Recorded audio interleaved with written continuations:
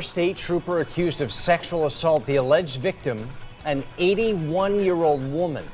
Today, that man was in court. His attorney says what happened was consensual. Hi, everybody. Glad you're with us tonight. I'm DARREN KRAMER. I'm NYBERG, and Craig has a night off. That former trooper stood before a judge today before posting bail. Yeah, he is a husband and a father. News 8's Bob Wilson live in Hartford tonight with more on this case. Bob? He is 43 years old. She is 81 years old.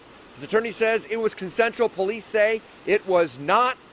And people today talking about this crazy story that's been reported. He's got a screw loose, and I don't think it was consensual because she's 81. Come on. That's kind of ridiculous. 81 years old, right? You would really expect more from your law enforcement officers. In the court of public opinion, it was shock and surprise as former state trooper Jeffrey Laporto was arrested for allegedly sexually assaulting an 81-year-old woman who was in town to see her husband in a convalescent home. The fact that there's a disparity in age here, although maybe sensational, is not uncommon. I mean, it's very common in today's world. His attorney defends the 43-year-old, saying the sex was consensual. The pair met at the Quality Inn motel bar, had a drink, and then went back to her room. Police say it was rape. The victim did not want to have sex and was hospitalized for internal injuries. From my understanding, the rape kit that was done by a nurse assistant.